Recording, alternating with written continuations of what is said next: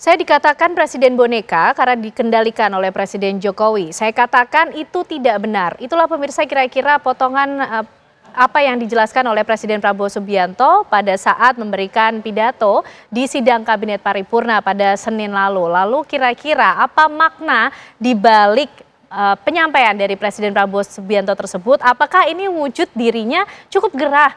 Selalu dikait-kaitkan dengan Presiden Joko Widodo, padahal dirinya menegaskan diri bahwa konsultasi itu dilakukan tidak hanya ke Presiden ke-7 Republik Indonesia Joko Widodo, tapi juga Presiden ke-6 dan juga ke-5. Malam ini kita akan membahasnya bersama dengan sejumlah narasumber yang sudah hadir bersama kami di Apa Kabar Indonesia Malam. Tentunya ada Mas Hariko Wibowo Satria, tenaga ahli utama dari Kantor Komunikasi Kepresidenan. Mas Hariko, apa kabar? Baik, Mbak. Sehat ya Mas Hariko ya? Terima kasih sudah hadir dan juga bergabung bersama kita pemirsa dari Jokowi Mania, ada Mas Andi Aswan. Mas Andi, apa kabar? Sehat? Sehat, alhamdulillah. Sehat Malam, ya? Ken. Terima kasih ya? sudah hadir. Dan juga ada hadir bersama kita Prof. Lili Romli, pengamat politik dari Universitas Nasional. Prof. Lili, apa kabar? Sehat ya, Prof? Alhamdulillah, baik. Baik, terima kasih. Mas Hariko, kenapa kemudian Presiden Prabowo Subianto harus menyampaikan hal ini di tengah sidang Kabinet Paripurna? Konteksnya apa? Maksudnya apa, Mas Hariko? Baik, terima kasih Mbak Ken. Selamat Hari Buruh dulu ya untuk teman-teman buruh. Selamat Hari Pendidikan Nasional untuk yang kita hormati Ibu dan Bapak para guru. Jadi sudah sama-sama kita ketahui Presiden kita Bapak Prabowo Subianto bukan boneka dari siapapun. Jadi prinsip perjuangan dari Presiden Prabowo adalah menghormati seluruh presiden sebelumnya, kemudian melanjutkan hal-hal yang baik dari Presiden Soekarno hingga Presiden Jokowi.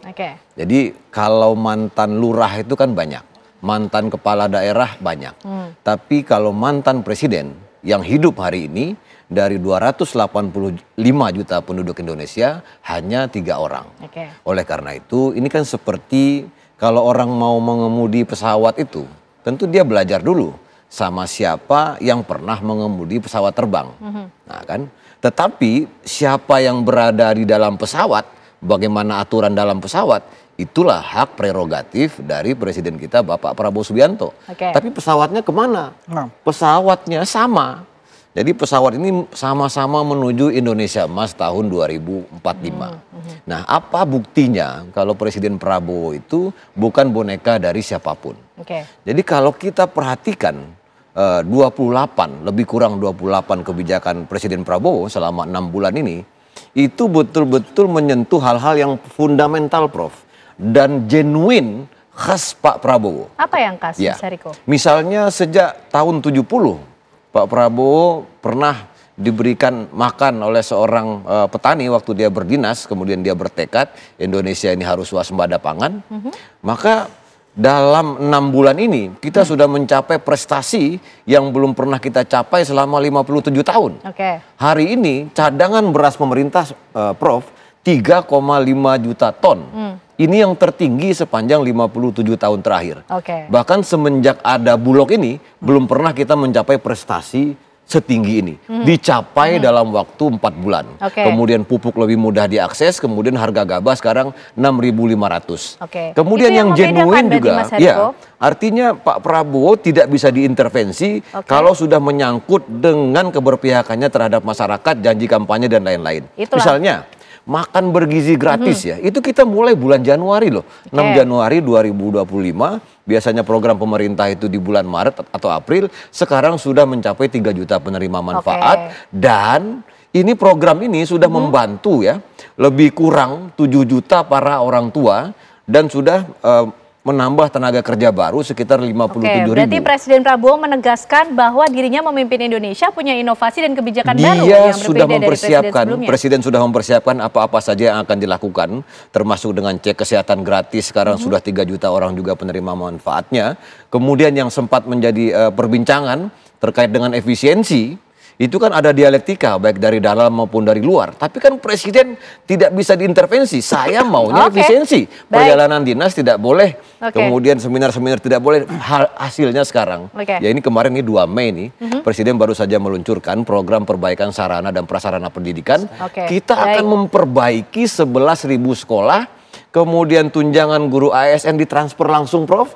Ini sudah 600, lebih kurang 600.000 sudah ditransfer. kemudian guru-guru yang akan S1 maupun D4 itu akan diberikan bantuan sebesar 3 juta rupiah. Oke, itu bukti bahwa Presiden Prabowo Subianto bukan Presiden kepala boneka. daerah, banyak hal-hal yang memang menjadi ciri utama Presiden Prabowo dan yang semua kita tahu adalah perhatian beliau terhadap pendidikan dan pembangunan sumber daya manusia. Jadi Presiden sudah melihat 20 tahun lagi, 2045, semua anak-anak Indonesia badannya harus sehat, otaknya harus cerdas, dan yang paling penting yang disampaikan oleh Presiden adalah semua anak-anak ini harus mampu bersaing dengan semua anak-anak dari bangsa kita tangkap manapun. poinnya, Mas Andi. Tapi dalam pidatonya Presiden Prabowo Subianto seakan-akan merasa selalu dikait-kaitkan dengan Pak Jokowi, Mas Andi.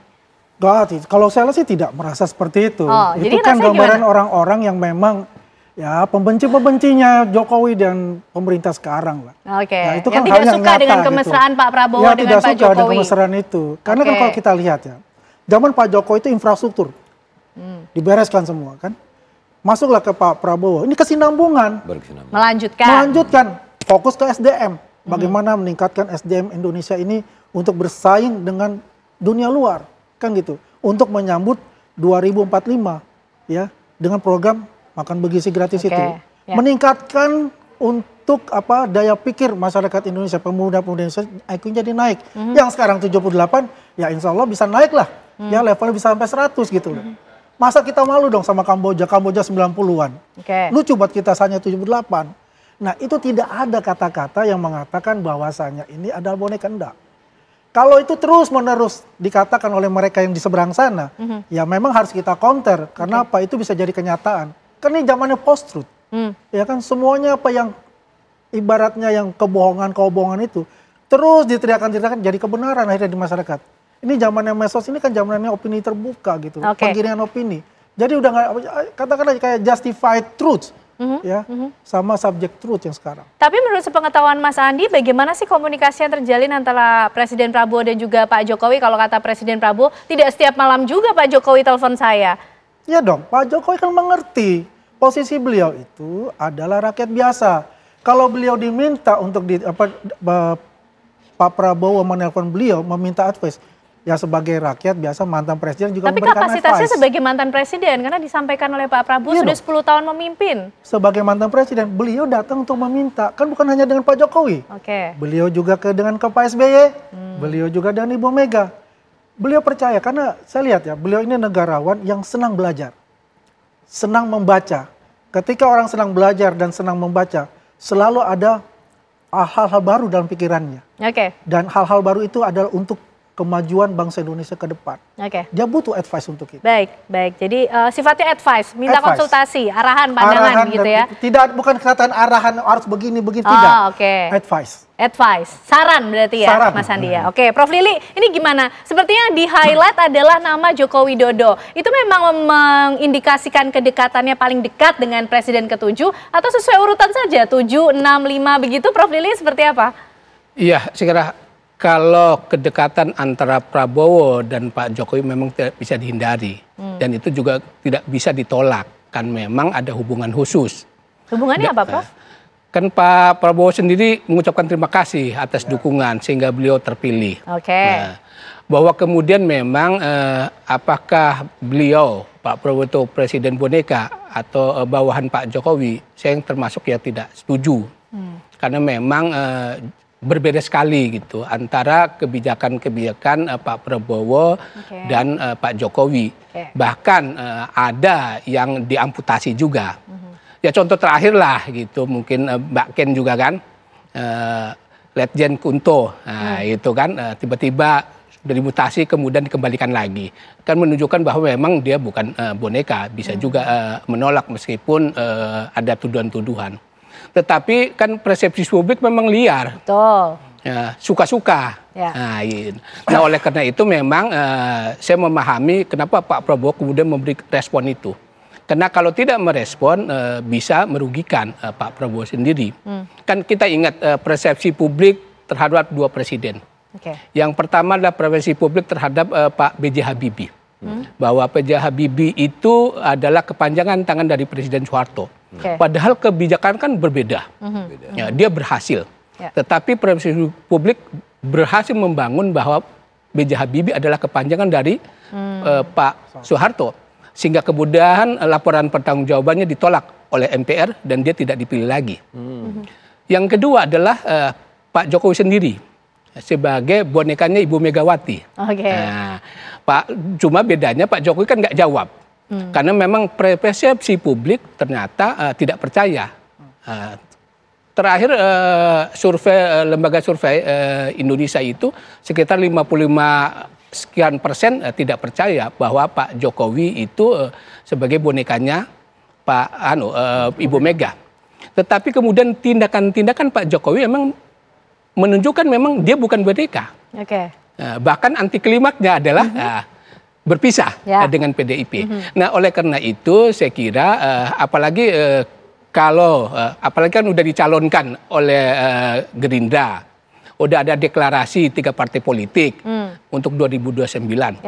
Kalau persepsi publik ini masih tetap percaya bahwa Pak Prabowo itu sebagai bonekanya Pak Jokowi atau bawahannya Pak Jokowi, itu tentu akan merugikan. Oleh karena perlu Pak Presiden Prabowo menyampaikan statement tersebut. Memang harus ada difference antara Pak Prabowo dengan Pak Jokowi. Kalau tidak, ini kan akan dijadikan senjata, amunisi oleh pihak oposisi atau lawan tandingnya nanti. Ini kan tinggal anak. Jangan pilih lagi karena dialah kepanjangan tangan dari presiden sebelumnya.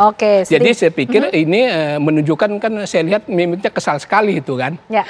Pak Prabowo itu kan kesal, gerah selalu gitu. Diisukan menjadi boneka dari Pak Jokowi. Padahal dia kan tadi digambarkan sebagai sosok orang yang kuat, yang berani, yang strongman, yang berani mengambil keputusan. Tiba-tiba ya siapapun bisa marah gitu. Baik. Nah, yang terakhir saya kira bahwa mungkin yang lain. Bahwa saya sih mengapresiasi hubungan baik antara Pak Prabowo dengan Pak Jokowi. Baik, Prof. Jangan sampai hubungan baik itu terputus. Baik, Prof Lili. Sampai di situ dulu, nanti kita bahas lebih lanjut karena kita juga ingin tahu memang kedekatan dan kemesraannya Pak Prabowo dengan Pak Jokowi ini sampai sejauh mana sih, Mas Hariko, apabila kemudian konteksnya meminta saran dan juga pandangan untuk jalannya pemerintahan ke depan. Tapi usai jeda pemirsa, kami hadirkan jawabannya untuk Anda. Ya, kita akan lanjutkan pembahasan kita pemirsa malam hari ini, membahas mengenai Presiden Prabowo yang mengatakan dan menegaskan bahwa dirinya bukan presiden boneka Jokowi. Mas Hariko, kalau tadi Presiden Prabowo menyatakan konsultasinya sama Pak Jokowi tidak juga kok tiap malam telepon, tapi konsultasi dan komunikasi yang terjalin antara Pak Prabowo dan Pak Jokowi ini selama ini seperti apa sih untuk kemudian bisa mendapatkan pandangan jalannya pemerintahan Pak Prabowo sendiri, otoritas penuh dari Presiden Prabowo sendiri menjalankan pemerintahannya? Ya, hubungan keduanya ya bestie lah, sangat baik gitu ya. Jadi begini, kita sederhana saja. Apa yang terjadi kalau di sebuah kecamatan antara Pak Camat dengan mantan camat, hubungannya tidak baik. Bisa jadi banyak pembangunan, lapangan olahraga terkendala di situ. Itu baru dalam skala kecamatan. Apalagi dalam skala Indonesia, kita ini negara dengan penduduk jumlah yang terbesar di dunia, 285 juta, ada 38 provinsi, 514 kota kabupaten, ada sekitar mungkin lebih kurang 7.300 kecamatan ya, 84.000 sekian lah kelurahan. Besar sekali negara kita ini. Apa yang terjadi kalau misalnya hubungan antara Presiden Prabowo dengan Ibu Megawati tidak baik, dengan Pak SBY tidak baik, atau dengan Pak Jokowi tidak baik? Kan itu yang diinginkan segelintir orang. Nah, sekarang hubungannya sangat baik, dan memang kalau kita perhatikan apresiasi dari masyarakat, terutama netizen ya, mereka tuh kalau melihat para mantan presiden itu berfoto bersama, itu like-nya besar sekali, tinggi sekali apresiasinya. Itu yang diinginkan masyarakat. Masyarakat menginginkan, dan presiden sudah mengatakan syarat utama kemajuan bangsa kita ini adalah kerukunan antar pemimpinnya. Elitnya ini harus rukun. Karena selama ini kita mudah sekali dipecah belah. Nah, sekarang waktunya terlalu mepet ya. Kita sekarang bulan Mei 2025. Nah, 20 tahun lagi Mei 2045. Kita punya waktu 20 tahun untuk mencapai Indonesia emas ini. Makanya kalau kita, sekali lagi kami sampaikan, dari 28 kebijakan yang sudah dilakukan oleh Presiden kita, Bapak Prabowo Subianto, selama 6 bulan ini, di situ betul-betul tergambar karakter, kekhasan, keunikan, genuin seorang Prabowo. Ya, Makan bergizi gratis itu banyak kritik, tapi jalan terus ya. Bukan dijalankan oleh mantan presiden siapapun. Bukan. Swasembada pangan sekali lagi hari ini cadangan beras kita 3,5 juta ton. Tapi cara konsultasinya seperti apa Mas Hariko ketika Pak Presiden Prabowo memohon arahan atau memohon pandangan dari mantan-mantan presiden ini, cara berkonsultasinya seperti apa sih yang dilakukan Pak Prabowo? Makasih Mbak Ken. Jadi yang kita mudah-mudahan selalu panjang umur ya. Hari ini memang ada 3 orang mantan presiden yang masih ada. Yang pertama Pak SBY, kemudian Ibu Megawati dan Pak Jokowi.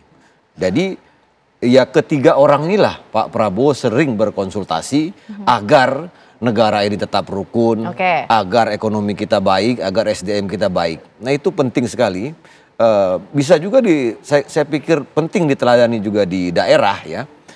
Kan kita juga sering mendengar ada hubungan yang kurang baik antara mantan kepala daerah dengan kepala daerah. Nah ini sudah dicontohkan oleh Presiden Prabowo. Dan Presiden sama sekali tidak melarang para anggota Kabinet Merah Putih untuk bersilaturahmi ke rumah Ibu Megawati, ke rumah Pak SBY, ke rumah Pak Jokowi. Silakan, tidak pernah. Memang silaturahmi itu sangat bagus dan memang kalau berdasarkan survei Harvard kemarin ya, salah satu kekuatan kita sehingga kita disebut sebagai negara nomor 1 yang paling sejahtera secara menyeluruh.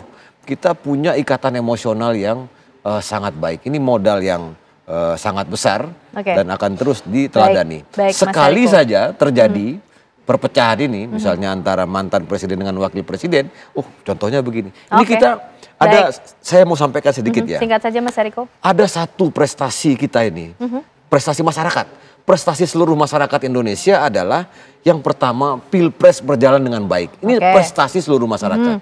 Prestasi yang kedua adalah transisi kekuasaan ini berjalan dengan baik.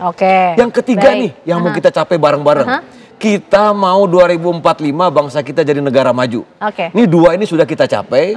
Yang terakhir ini dengan modal persatuan Pak Prabowo dengan Ibu Megawati dengan Pak SBY, kemudian dengan Pak Jokowi, mudah-mudahan keempat orang tokoh bangsa ini bareng-bareng kita mudah-mudahan 10 tahun ini ada lompatan yang besar. Baik Mas Hariko. Mas Andi, kalau katanya Mas Hariko sering kok konsultasi ke mantan-mantan presiden yang masih ada, Pak Jokowi, Pak SBY dan juga Bu Mega. Tapi kalau ke Pak Jokowi, setahu Mas Andi sesering apa? Tidak pernah kok ada larangan bagi menteri-menterinya kalau memang mau berkonsultasi langsung ke Presiden Jokowi. Bersilaturahmi. Bersilaturahmi begitu kan katanya. Nah tapi kenapa kemudian Pak Prabowo sampai harus menyampaikan di tengah sidang kabinet paripurna menjawab mengenai kegerahan dirinya dikait-kaitkan selalu dengan Pak Jokowi?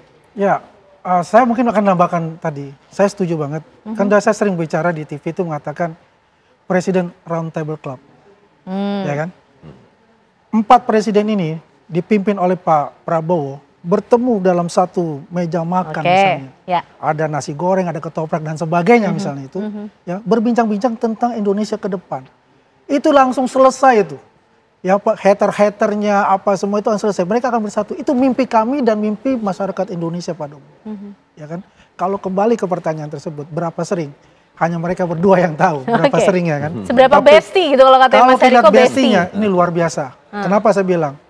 Beliau rival 2014, 2019. Tapi dengan kejiwaan beliau yang besar, negarawan beliau yang besar, ya Pak Jokowi mengundang Pak Prabowo untuk bersama-sama kita membangun Indonesia ini ke depan. Luar biasa. Tidak ada seperti presiden ini. Kalau di Amerika, the winner takes all. Ini enggak, diundang semua untuk itu. Ya, even Ibu Mega kan juga diundang kalau untuk itu oleh Pak Prabowo untuk hadir untuk bisa bersama-sama membangun negara ini. Ini yang perlu dicontoh kepada generasi muda. Ya, kita harus punya persatuan dan kesatuan karena ini penting karena musuh kita itu bukan di dalam negeri, musuh kita itu adalah di luar negeri. Ya, dan kita harus bersama-sama untuk itu. Itulah mimpi saya dari sampai sekarang ini bisa bertemu dalam satu round table gitu kan. Guyup, rukun, luar biasa untuk Indonesia ke depan. Baik Mas Adi. Prof Lili, apakah mimpi itu bisa terwujud? Karena kalau kita lihat, tapi intensitas yang sering disebut nama Pak Jokowi begitu. Apakah memang perlu untuk selalu sesering itu frekuensi disebutnya, dimentionnya nama Joko Widodo ini, Prof? Nah ya karena sering dimention begitu, kemudian kan persepsi publik kan nggak bisa dicegah kan. Sehingga ya beranggapan tadi bahwa ini Pak Prabowo ini dikendalikan dari luar gitu kan. Nah, oleh karena itu sudah ke depan memang harus proporsional dalam berhubungan dengan Pak Jokowi gitu. Sebagai tindak lanjut dari ucapan Pak Prabowo bahwa bukan presiden boneka. Terus yang kedua juga kan ada gagasan dulu itu roundtable presiden atau presiden club. Saya kira kalau gagasan waktu itu awal itu ada presiden club, mungkin itu persepsi negatif itu akan terhindari gitu. Oleh karena itu saya kira memang supaya energi masyarakat ini tidak tercurah, terfokus persoalan yang sebenarnya itu sepele menurut saya gitu, tetapi kan memang digoreng gitu loh. Saya lihat di medsos itu dengan bumbu-bumbu sehingga mendramatisir sedemikian rupa yang kemudian ya bisa mendiskreditkan Pak Prabowo, dan itu tidak baik karena akan mengurangi kewibawaan, akan mengurangi ketidakpercayaan dan lain sebagainya. Itu dampaknya tentu negatif. Saya kira respon tadi harus ditindaklanjuti oleh action juga. Ya jangan berlebihan lah dalam memuji terhadap Pak Jokowi. Puji-puji juga, kalau banyak puji ke Pak Jokowi, puji harus juga ke Pak SBY dan juga Bu Mega. Sehingga adil semuanya sehingga tidak ada persepsi publik kok selalu nama Joko Widodo kemudian yang disebutkan oleh Presiden Prabowo. Meskipun ada hubungan historis tadi yang sudah jelaskan memang tidak dihindari, sehingga kemudian respon itu selalu nama Pak Jokowi yang ada, ya itu yang kemudian dimanfaatkan oleh netizen di medsosnya itu dengan segala bumbu-bumbunya lah. Kita tahu kan memang netizen Indonesia kan begitu gitu. Tapi penting untuk kemudian memberikan penjelasan kepada publik kan, itu penting. Kalau memberikan penjelasan malahan makin menunjukkan bahwa ada ini memang betul sih. Saya kira udah benar itu memberikan itu respon itu. Baik. Saya. Nah, kita juga masih ingin membahas ya mengenai apa yang disampaikan oleh Presiden Prabowo Subianto. Kalau kemudian membahas mengenai hubungan dengan para mantan presiden ini sebagai wujud konsultasi, meminta pandangan, meminta kemudian saran untuk jalannya pemerintahan ke depan. Kenapa kemudian Pak Prabowo harus merasa gerah sehingga perlu menyampaikan statement itu? Nah, nanti dijawabnya ya Bapak-bapak sekalian, usai jeda pemirsa, kami kembali untuk Anda. Baik, kita lanjutkan perbincangan kita pemirsa malam hari ini dengan sejumlah narasumber yang sudah bergabung. Prof. Lili, ini kalau sifatnya konsultasi, meminta pandangan, meminta saran, tapi kenapa kok Pak Presiden Prabowo Subianto nampaknya kesannya seperti gerah juga sehingga harus memberikan statement tersebut? Pertama adalah tipe kepemimpinan Pak Prabowo kan memang segala sesuatu harus direspon dia. Nggak pernah didiamkan. Setiap peristiwa itu lihat. Nah apalagi persoalan ini isu yang memojokkan dia sebagai presiden boneka itu. Maka otomatis siapapun orang yang punya gaya kepemimpinan yang selalu merespon ya harus jawab. Karena itu sebenarnya sekali lagi akan merugikan Pak Prabowo sendiri. Nah persoalannya adalah setelah adanya respon tersebut ada action nggak yang menunjukkan bahwa Pak Prabowo itu memang independen. Bukan bayang-bayang oleh orang luar. Itu yang penting. Karena akan menimbulkan kontraproduktif. Ternyata kalau Pak Prabowo perilakunya selalu tetap condong kepada Pak Jokowi, ternyata wah itu berbeda apa yang diomongkan dengan tindakannya. Oleh karena itu yang tadi saya sih inginnya ke depan itu Pak Prabowo ya proporsional dalam berhubungan dengan Pak Jokowi. Karena bagaimanapun kalau dia sebenarnya akan maju di 2009 sebagai amunisi senjata bagi pihak oposisi dan rivalnya di dalam pilpres, pasti itu dikatakan bahwa jangan pilih ini karena dia adalah kepanjangan tangan dari presiden sebelumnya. Justru bisa menjadi bumerang sendiri. Bumerang sendiri. Oleh karena itu sebenarnya respon itu adalah dalam konteks itu menghadapi Pilpres 2029. Bukan dalam rangka kebijakannya yang sekarang ini. Itu respon. Jadi, yang saya tangkap respon itu. Kita tinggal tunggu bagaimana action dari Presiden Prabowo karena statement sudah dikeluarkan, langkah yang bagus juga untuk menjawab apa yang tengah ada di persepsi publik begitu ya Prof ya? Betul itu. Karena kalau nggak direspon makin liar. Baik. Prof. Lili Romli, terima kasih. Sama-sama, mohon maaf saya duluan ya. Tapi harus meninggalkan terlebih dahulu karena ada kegiatan lari sukses selalu lain. Untuk Tifan. Terima kasih Prof. Lili. Sama-sama. Baik, kita lanjutkan perbincangan kita juga ke Mas Andi. Mas Andi, lalu ke depan nih seperti apa? Pak Prabowo kan kesannya seperti gerah begitu ya, selalu dikait-kaitkan dengan Pak Jokowi. Tapi pemerintahan harus tetap berjalan. Kita tunggu nanti actionnya dari Pak Prabowo. Tapi Mas Andi melihatnya nanti ke depan seperti apa? Ya kalau ke depan ya biasa-biasa saja. Nggak ada yang ini. Tetap persahabatan beliau itu tetap semakin erat karena beliau itu bukan persahabatan secara pribadi. persahabatan beliau itu persahabatan untuk Indonesia ke depan. Itu yang paling utama yang kita harus catat untuk itu. Masalah kontestasi itu masih lama. Kalau ada yang genit-genit mau ikut kontestasi, sabar-sabarlah untuk itu. Jangan diganggu lah pemerintah ini. Biarlah pemerintah ini berjalan ya, membangun Indonesia ke depan ini, mencapai Indonesia emas itu. Gitu. Pak Jokowi juga mengatakan, kalau kemarin ribut-ribut matahari kembar, matahari cuma satu. Pak Prabowo, apapun itu adalah presiden kita dan kita akan backup penuh untuk itu. Itu penting untuk kita catat di dalam kehidupan bernegara kita. Kalau kontestasi masih lama, tapi kemudian statement yang disampaikan Pak Prabowo ini Mas Andi melihatnya maknanya seperti apa sih? Karena sepertinya Pak Prabowo gerah betul loh dikait-kaitkan terus dengan Pak Jokowi.